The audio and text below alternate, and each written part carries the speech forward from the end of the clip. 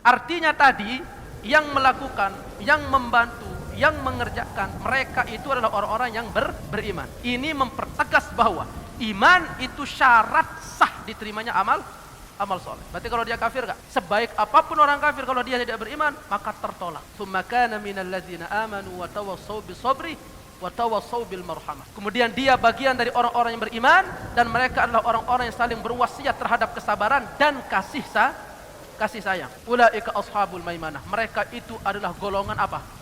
Kanan. Dia beriman. Pertanyaan Bapak saya supaya bangun. Kenapa Allah Subhanahu wa taala sebutkan iman di bagian akhir? Sementara kalau kita ketahui syarat sah dalam setiap ibadah itu selalu disebut bagian pertama. Seperti apa? Wudu misalkan. Syarat sah yang pertama apa? Salat. Syarat sah pertama apa?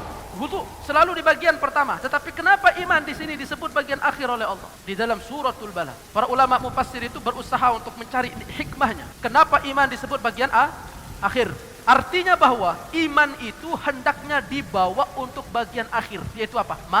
Mati. Dia mati dalam kondisi iman, maka amal soleh yang dilakukan itu baru diterima oleh Allah.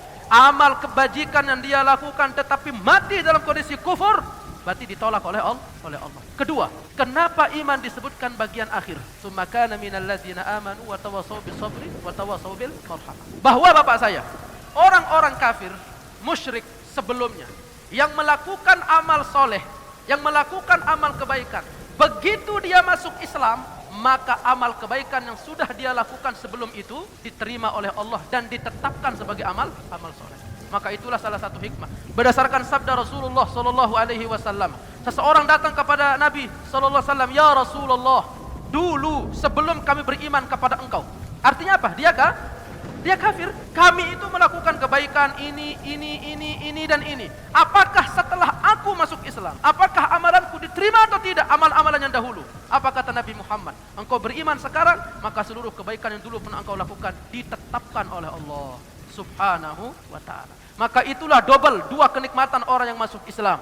Maka dari orang-orang kafir, Yahudi, Nasrani, siapapun yang ingin mengekalkan kebaikannya, dihapus seluruh kesalahannya, masuk Islam. Dia masuk Islam, seluruh kesalahannya dihapus, bagaikan anak yang baru lahir. Dia masuk Islam, seluruh kebajikan-kebajikan yang pernah dia lakukan dahulu, maka itu ditetapkan oleh Allah Subhanahu wa ta'ala. Saya terkenang ya dengan orang kaya yang warawiri di televisi nasional itu, kemudian dia masuk Islam ya. Dulu udah sering juga, dulu dia bantu orang. Berdasarkan ayat ini, kafirnya dulu dia, kemudian dia baik, dia masuk Islam, berarti seluruh kebaikan yang pernah dilakukan sebelum masuk Islam ditetapkan oleh Allah. Subhanahu.